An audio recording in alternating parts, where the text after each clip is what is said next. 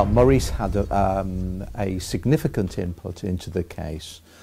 He was one of the lawyers. There were a number of lawyers, Anglophone and Francophone lawyers, who dealt with the case, and Maurice was one of the group.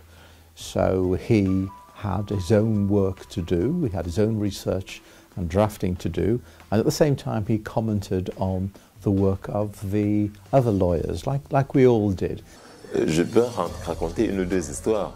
On était une fois à un meeting en caravane dans la ville de Foumban et notre jeune animateur s'est mis à dire au micro Maurice Kamto, l'homme de Bakassi, en référence à sa participation au procès à la haie dans lequel il a défendu les intérêts de son pays.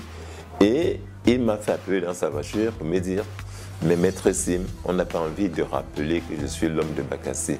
Ce n'est pas nécessaire. J'ai fait mon travail avec humilité, par amour de mon pays. » Et je lui ai dit « Mais professeur, il nous faut quand même quelque chose qui vous présente, qui est facile à retenir et qui reste, qui est marqué, qui est gravé dans les mémoires des gens. » Il m'a dit « Non, ce n'est pas nécessaire. » J'ai jamais voulu réellement parler de l'affaire Bakassi, vous le savez. J'ai une certaine pudeur à en parler. Pourquoi? Parce que je ne l'ai pas fait pour ma gloriole.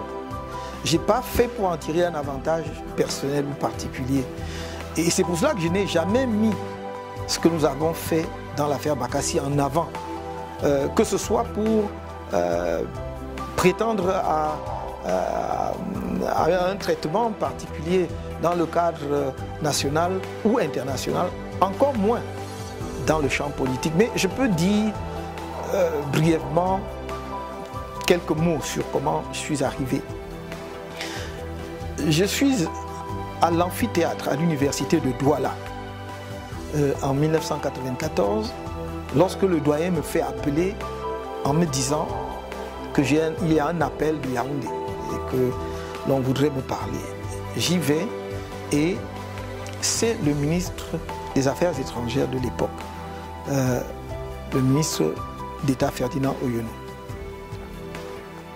qui me parle et me dit les raisons pour lesquelles il voudrait me voir. Donc on convient d'un rendez-vous. Je passe les détails parce que je crois que je n'ai pas tellement envie de rentrer dans les détails.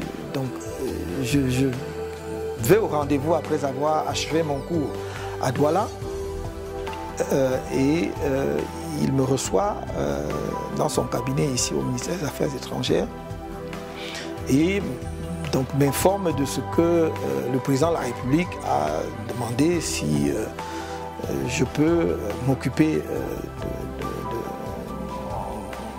de la procédure que le Cameroun veut engager dans le cadre donc, de cette affaire. Je dois dire une chose parce que je ne peux pas ne pas dire celle-là. Il me dit très clairement, on sait que vous n'êtes pas avec nous, que vous ne partagez pas, disons, les mêmes vues politiques que nous, mais c'est une affaire de l'État.